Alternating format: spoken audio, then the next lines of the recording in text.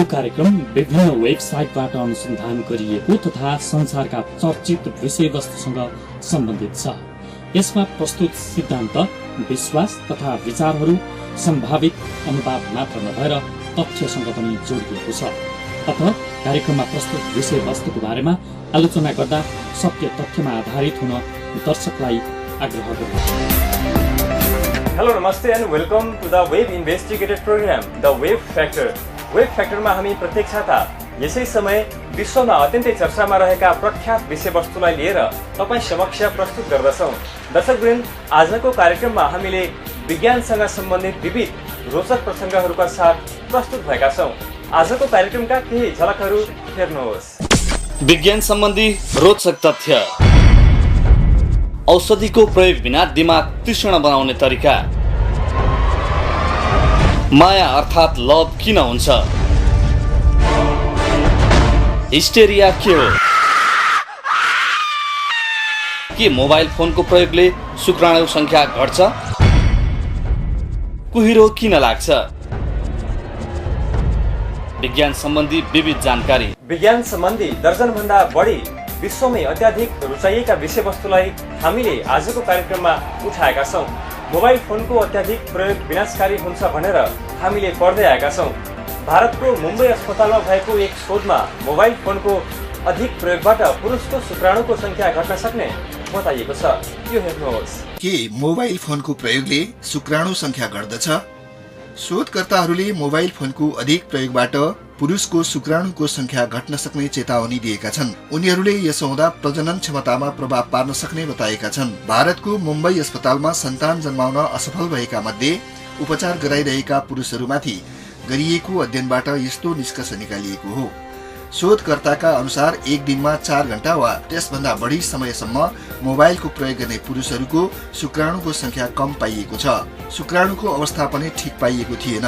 त्यस्ता व्यक्तिको शुक्राणु संख्या प्रति मिलिलिटर 5 करोड पाइएको थियो, जुन सामान्य व्यक्तिको भन्दा निकै कम हो। शोधले 2-3 घण्टासम्म मोबाइल फोन प्रयोग गर्ने व्यक्तिको शुक्राणु प्रति मिलिलिटर 7 करोड पाइएको देखाएको छ। मोबाइल फोन प्रयोग नगर्ने व्यक्तिमा यो संख्या 8.5 करोड पाइएको छ। तसर्थ मोबाइल फोन प्रयोग गर्ने पुरुषहरू सावधान रहन जरुरी देखिन्छ। यस्तै अर्को अत्याधिक चर्चामा रहेको विषय हो प्रेम सम्बन्ध, लभ अर्थात् प्रेमको कारण के हो त? किन हुन्छ त प्रेमी प्रेमिका बीच आकर्षण? अबको रिपोर्टमा। माया अर्थात् लभ किन र कसरी हुन्छ? लभ, जसलाई माया भनिन्छ, त्यसको कारण के हो? किन हुन्छ लभ? प्रेमी प्रेमिका बीच किन हुन्छ आकर्षण? यस्ता प्रश्नहरूको उत्तर पाउन वैज्ञानिकहरूले कैयौं प्रयास गरेका छन्। तिनका केही खोजमा विश्वास गर्ने हो भने दुई प्रेमी बीच इमोसन र त्यसमा परिवर्तनको मुख्य कारण हो शरीरमा हुने रासायनिक तत्व। लभका विभिन्न बेग्ला बेग्लै चरणहरू इन्फेचुएसन, कडलिङ, एट्र्याक्सन, यहाँसम्म कि विश्वासघात, बिट्रायलको पछि पनि केही खास केमिकलको हात हुन्छ। वैज्ञानिकहरूका अनुसार आकर्षण वस्तुतः त्यो न्यूरोकेमिकलको भर्चुअल एक्सप्लोजन सरह हुन्छ। PEA एक केमिकल हो जसले नर्भ सेल्स माझ सूचनाको प्रभाव बढाउँदछ। यो रसायनमा डोपामाइन र नोरिफिनेराइन नामक 2 रसायनहरूले बडो रोचक काम गर्दछन्। डोपामाइनले गुड फिलको अनुभूति दिलाउँछ तथा नोरिफिनेराइनले एड्रिनलको उत्पादन बढाउँछ। कसैलाई हेर्दा बढ्ने मुटुको धड्कन यी रसायनकै काम हुन्। यी तीनटै रसायनले संयुक्त रूपमा काम गर्दछन्। यसै कारणले नयाँ प्रेमीले आफूलाई हावामा उडिरहेको तथा एकदमै ऊर्जा पाएको अनुभव गर्दछ। कसैसँग कडल अप गर्ने मन त्यसै हुँदैन। अक्सिटोसिन, जसलाई कडलिङ केमिकल पनि भनिन्छ, यो त्यसैको कारण हो। अक्सिटोसिन मदरहुडसँग सम्बद्ध रहेको पनि मानिन्छ, तर यसले महिला पुरुष दुवैलाई बढी शान्त र एक अर्काको अनुभवलाई संवेदनशील पनि बनाउँदछ। सेक्सुअल भावनामा पनि यसको खास भूमिका हुन्छ।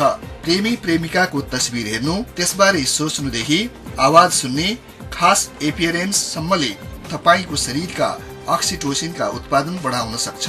यदि प्रेमी उपस्थित छ भने यही हार्मोनले एक अर्कालाई अँगालो हाल्न प्रेरित गर्दछ। इन्फेचुएसन कम हुनासाथ रसायनको एक नयाँ समूहले टेक ओभर गर्दछ, जसलाई इन्डोफिन्स अर्थात् खुसी बनाउने रसायन पनि भनिन्छ, जसले सो अवस्था सिर्जना गर्दछ। यो पीई अझै उत्तेजक हुँदैन, तर बढी एक्टिभ र शान्त गर्ने हुन्छ।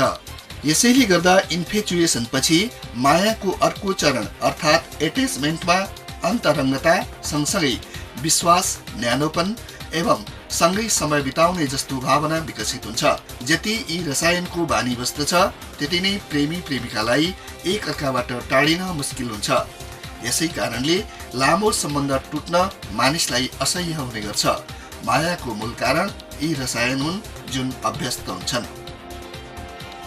दर्शकवृन्द, तपाईँ हामीलाई थाहा भएकै कुरा हो कि महिलाको स्वर मसिनो तथा सुरिलो हुन्छ, तर पुरुषको स्वर त्यस्तो हुँदैन। पुरुषहरू मोटो र धोत्रो स्वरमा बोल्ने गर्दछन्। यस्तो स्वर परिवर्तन किशोर अवस्थाबाट मात्र सुरुवात हुन्छ। यसलाई वैंश चढेको पनि भनिन्छ। किन हुन्छ त स्वर परिवर्तन? यो हेर्नुहोस्। महिलाको स्वर सुरिलो हुन्छ भने पुरुषको स्वर धोद्रो किन हुन्छ? किशोरावस्थामा मानिसको शरीरमा विभिन्न परिवर्तनहरू देखा पर्दछन्। शरीरका विभिन्न ग्रन्थीहरूले उत्पादन गर्ने हर्मोनहरूको कारणले मानिसको शरीरमा विभिन्न परिवर्तनहरू र स्वर धोद्रो हुनु पनि एक हो। किशोरावस्थामा पुरुषको शरीरमा टेस्टोस्टेरोन नामक हर्मोनको उत्पादन हुन्छ। यो हर्मोनको उत्पादनले घाँटीभित्र हुने भोकल कर्डलाई लामो र बाक्लो बनाउँछ। यसले ल्याङ्ग्रिसको आकारमा पनि परिवर्तन ल्याउँछ र स्वर धोद्रो हुन्छ। तर महिलाको शरीरमा टेस्टोस्टेरोन नामक हर्मोनको उत्पादन नहुने हुँदा स्वरमा खासै परिवर्तन आउँदैन। कुहिरो वास्तवमा एक खाले बादल हो। बादल जमिनको सतहभन्दा धेरै माथि आकाशमा लाग्छ भने कुहिरो तल सतहसँग जोडिएर लाग्दछ। बादल र कुहिरो दुवै पानीका असंख्य सूक्ष्म कणहरू एकसाथ हावामा झुन्डिएर रहँदा बन्ने गर्दछन्। जाडोमा जमिनको सतह नजिकै कुहिरो किन लाग्छ भन्ने प्रश्न पनि उब्जिन्छ। वास्तवमा किन लाग्छ त कुहिरो? यो रिपोर्ट हेर्नुहोस्। कुहिरो किन लाग्दछ? हाम्रो घर बाहिर खुला ठाउँमा रहेको हावामा पानीका सूक्ष्म कणहरू घुलिएर रहेका हुन्छन्।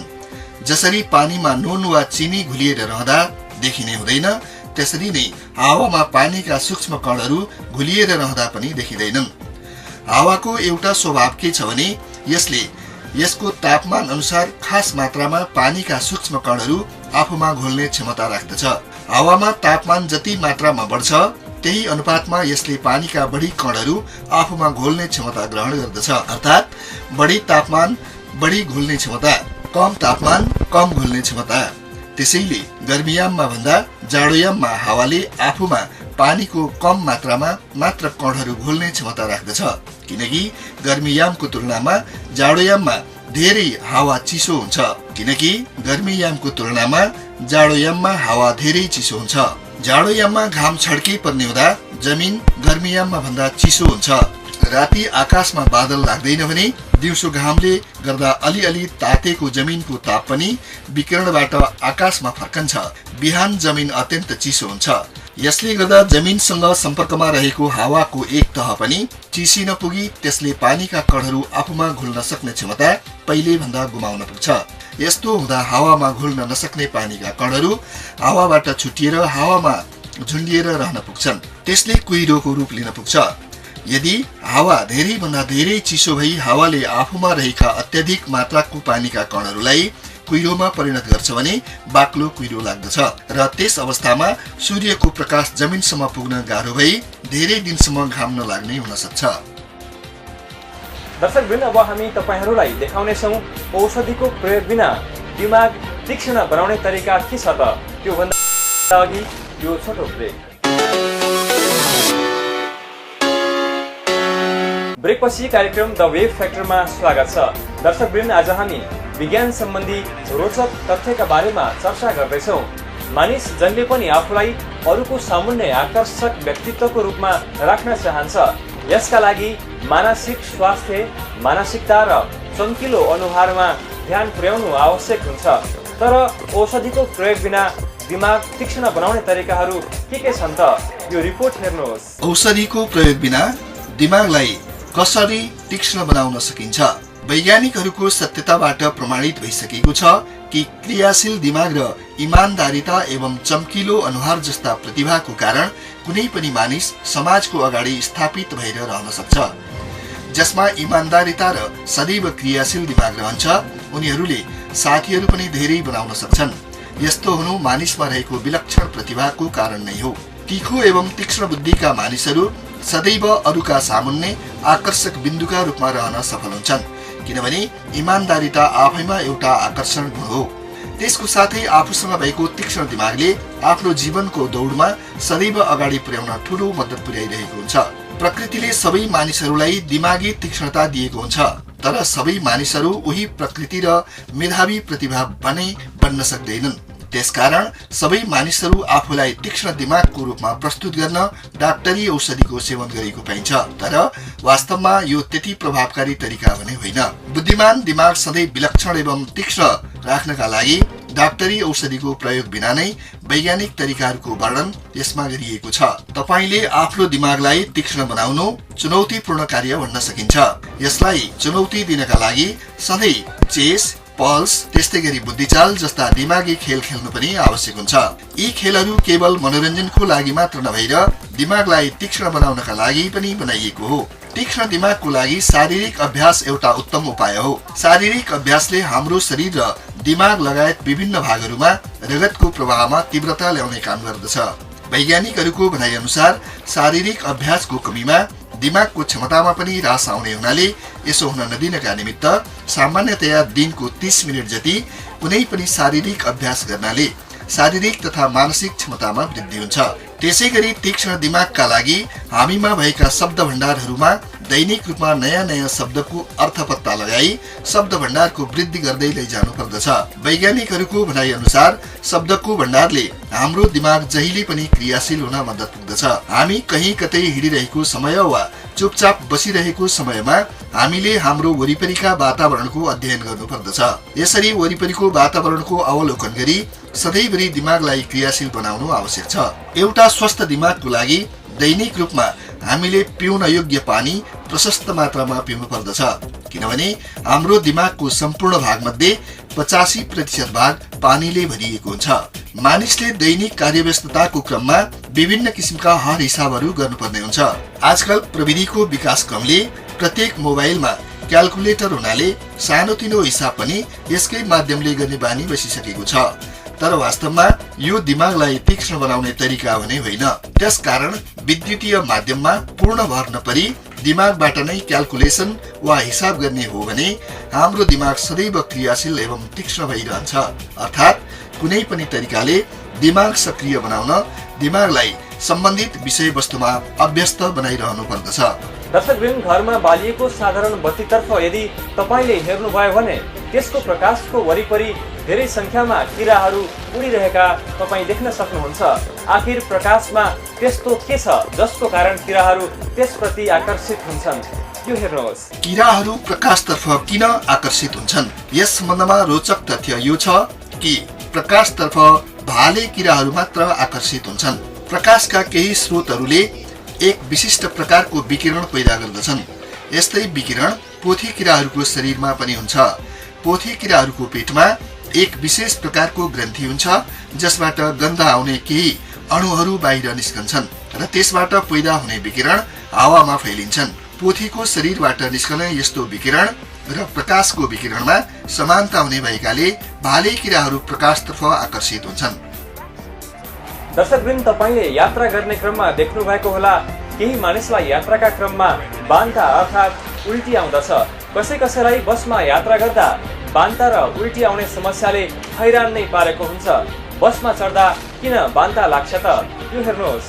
बसबाट यात्रा गर्दा केही मानिसहरूलाई बान्ता अर्थात् उल्टी आउने गर्दछ। किन? हाम्रो कानभित्र 3वटा अर्धवृत्ताकार नलीहरू हुन्छन्। ती नलीहरू सामान्यतया एक आपसमा समकोण परेर बसेका हुन्छन्, जुन चालसित सम्बन्धित हुन्छन् र चालको सूचना यिनै नली मार्फत मस्तिष्कको भेस्टिबुलर न्युक्लियसमा पुग्दछ। कोही मानिसहरूमा ज्यादै नै संवेदनशील भेस्टिबुलर स्नायुहरू हुन्छन्। त्यस्ता मानिसहरू लगातार कुनै चलिरहेको गाडीमा बस्दा उनीहरूको मस्तिष्कको भेस्टिबुलर न्युक्लियस नजिकै भेगस न्युक्लिई भन्ने स्नायु केन्द्र पर्दछ, भेगस स्नायु उत्तेजित हुँदा सामान्यतया वाकवाकी लाग्ने र बान्ता हुने गर्दछ। दर्शकवृन्द, वर्तमान समयमा हिस्टेरिया रोगको संक्रमण व्यापक बन्दै गएको छ। 14 वर्षमाथि उक्लन थालेपछि कतिपय किशोरीहरू बिना कारण रुन्छन्, कराउँछन्, जिद्दी गर्छन्, अस्वाभाविक रूपमा हिंस्रक गतिविधि समेत गर्दछन्। के हो त हिस्टेरिया? यसको लक्षण, कारण र समाधान अबको रिपोर्टमा। हिस्टेरिया के हो? लामो सास लिने, हात खुट्टा बाउडिने, पेट कराउने, घाँटी अठ्याए जस्तो हुने, ढुकढुकी तीव्र बढ्ने, काम्ने गर्दा किशोर किशोरीहरूलाई त पीडा हुन्छ नै, अभिभावक समेत आत्तिने गर्दछन्। यस्तो समस्या देखिएपछि अस्पतालमा स्वास्थ्य परीक्षण गर्दा समेत शरीरका सबै अङ्गले सामान्य रूपमा काम गरिरहेको भेटिन्छ। रगत र दिशा पिसाब परीक्षण, एक्सरे, सिटी स्क्यान जस्ता जाँच पडतालका क्रममा कुनै खराबी देखिँदैन। यसले गर्दा बिरामी थप निराश हुन्छ।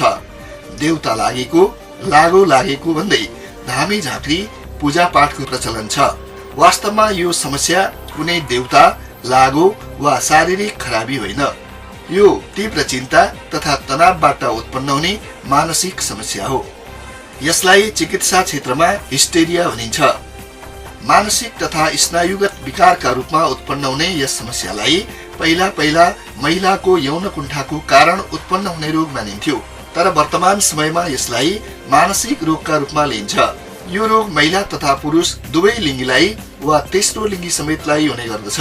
मुख्यतया किशोरी अथवा 14 देखि 25 वर्षसम्मका महिलामा बढी मात्रामा हुने भएकोले पुरुष तथा तेस्रो लिङ्गीमा देखिने समस्या ओझेल पर्दै आएको छ। 14 देखि 25 वर्षका युवतीमा उमेरगत संवेदनशीलता र हार्मोनको कारणले यो समस्या बढी मात्रामा देखिन्छ। 30 वर्षपछि यो समस्या खासै देखा परेको पाइँदैन। यस समस्यामा बिरामीको संवेदना तथा क्रियाकलापमाथि नियन्त्रणको अभाव हुन्छ, जसले गर्दा अचानक काम्ने वा बेहोस हुने लक्षण देखिन्छ। मानसिक अन्तर्द्वन्द्वलाई दबाउनाले पनि यो समस्या देखिन्छ। अझ यौनजन्य व्यवहारलाई हेर्ने पुरातन संस्कारको उपज मान्न सकिन्छ। नेपाली समाजमा अझै यौनप्रति रूढिवादी पुरातनपन्थी मान्यताहरू छँदैछन्। धार्मिक र साम्प्रदायिक तथा सांस्कृतिक मान्यताहरू पनि कट्टर छन्। पुरुषका तुलनामा महिलाहरूका लागि सामाजिक र नैतिक बन्धनहरू पनि बढी नै छन्। यसले गर्दा आफ्ना चाहना, आकांक्षा, स्वतन्त्रता, अधिकार, यौन शिक्षा, पुरुषसँग घुलमिल हुने अवसर आदिबाट कुण्ठित हुनुपर्ने बाध्यता छ। यिनै बन्धनका कारण भित्री इच्छा आकांक्षाहरू दबिँदै कुण्ठाको रूप लिन्छन्। अन्ततः ती मानसिक विकारको रूपमा विस्फोट हुन्छन्। तीव्र यौन आकांक्षालाई लामो समयसम्म दबाउनु, यौनबारे धेरै सोच्नु वा यौनलाई पुरै तिरस्कार गर्नु नै हिस्टेरियाको प्रमुख कारण हो। दर्शकवृन्द, अब हामीसँग खाना खाइसकेपछि किन निन्द्रा लाग्छ, ननिदायमा के हुन्छ र हामीलाई ज्वरो कसरी आउँछ भन्ने विविध विषय बाँकी नै छन्। अहिलेलाई भने यो छोटो ब्रेकपछि कार्यक्रम द वेभ फ्याक्टरमा स्वागत छ। दर्शकवृन्द, आज हामीले विज्ञानसँग सम्बन्धित विविध रोचक प्रसङ्गहरूका बारेमा चर्चा गर्दैछौँ। अब हामी तपाईहरूलाई देखाउँदैछौँ खाना खाइसकेपछि किन निन्द्रा लाग्छ र ननिदायमा के हुन्छ। यो रिपोर्ट हेर्नुहोस्। खाना खाइसकेपछि किन निन्द्रा लाग्छ? सामान्य व्यक्तिको शरीरमा हुने करिब 5 लिटर रगत शरीरमा सञ्चालित भइरहन्छ। शरीरको विभिन्न भागहरूमा हुने रगतको अलग अलग मात्रा आवश्यकता अनुसार परिवर्तन भइरहन्छ। सामान्य स्थितिमा मुटुबाट आउने रगतको 28% कलेजोमा, 24% मृगौलामा, 15% मांसपेशीहरूमा, 14% मस्तिष्कमा र बाँकी 19% शरीरका अन्य भागहरूमा सञ्चालित हुन्छ। खाना पचाउनको लागि हाम्रो पेटमा अधिक रगतको आवश्यकता पर्दछ। खाना खाइसकेपछि हाम्रो शरीरको रगतको ठूलो हिस्सा पेटमा प्रवाहित हुन्छ। त्यसैले मस्तिष्कमा रगतको मात्रा कम भएर त्यसको क्रियाशीलता घट्दछ। मस्तिष्कको क्रियाशीलता घट्नु निन्द्राको एक कारण हो। त्यसैबेला शरीरलाई आरामको जरुरत पर्दछ। त्यसैले खाना खाइसकेपछि केही बेर आराम गर्नु जरुरी हुन्छ। लगातारको निन्द्राको अभावले भाषा, स्मरण शक्ति र समयको चेतनालाई नियन्त्रण गर्ने मस्तिष्कको क्षमतामा न्यूनीकरण ल्याउँछ। अनुसन्धानहरूले के देखाएका छन् भने राम्रोसँग निदाउन नपाएका मानिसहरूले छिटो छिटो परिवर्तन हुने अवस्थाहरूलाई राम्ररी पहिल्याउन नसक्नुका साथसाथै उपयुक्त विचार पनि दिन सक्दैनन्। निन्द्राको अभावले मस्तिष्कको कार्यक्षमता मात्रै घटाउँदैन, उद्वेग र शारीरिक अवस्थालाई पनि नराम्रो असर पार्छ। दर्शकवृन्द, तपाईँ हामी प्राय सबै आफ्नो जीवनमा ज्वरोबाट ग्रसित भएका छौँ। ज्वरो आफै रोग होइन, यो त अरू नै कुनै रोगको लक्षण मात्र हो। तर ज्वरो कसरी आउँछ त, त्यो हेर्नुहोस्। हामीलाई ज्वरो कसरी आउँदछ? हाम्रो शरीरमा कुनै रोगको कीटाणु पसेर संक्रमण गर्न थाल्यो भने हाम्रो शरीरभित्र पहरा दिइरहेका रोग प्रतिरोधात्मक समूहहरूमध्ये एक समूह माइक्रोफेजल हो। यसले बाहिरका शत्रुहरूले हमला गरेको छ भनेर थाहा पाइहाल्दछ। त्यसपछि माइक्रोफेजलले भ्याएसम्म कीटाणुहरूलाई निल्न थाल्दछ। माइक्रोफेजलको चहल पहल बढेपछि अर्को शरीरको सुरक्षा दल टी सेल र इन्टरफेरोन्सले थाहा पाउँछन् र तिनीहरू पनि कीटाणुसितको युद्धमा सामेल भई लड्न थाल्छन्। यसरी युद्ध गर्दा पनि कीटाणु नसकिएमा टी सेलको युद्धको चाल पाएर अर्को शरीरको रक्षा दलका सदस्य बी सेल लगायत अन्य सेलहरू पनि सामेल हुन्छन्। बी सेलले एन्टिबडीको निर्माण गर्दछन्। एन्टिबडी भनेको अंग्रेजीको वाई आकारको प्रोटिनकै पिण्ड हो, जसले भाइरस वा ब्याक्टेरियालाई राम्ररी चिन्दछन् र उनीहरूसँग मिलेर शत्रुलाई निस्तेज गरिदिन्छन्। यसरी कुनै रोग लाग्दा शरीरमा लडाईँ हुन्छ, शरीरमा अधिक इन्जाइम, हार्मोन र रक्तकोशहरूको निर्माण गर्नुपर्ने हुन्छ। फलस्वरूप शरीरमा रगतको प्रवाह बढ्न जान्छ। यही कारणले गर्दा शरीरको तापक्रम सामान्य अवस्थाको तापक्रम 98.6 भन्दा वृद्धि हुन पुग्दछ। शरीरको यही तापक्रम बढ्ने प्रक्रियालाई हामी ज्वरो आएको भन्दछौँ। र दर्शकवृन्द, आजलाई कार्यक्रम द वेभ फ्याक्टरको निर्धारित समय सकिएको छ।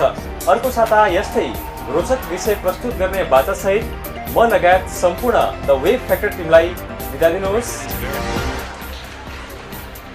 नमस्ते।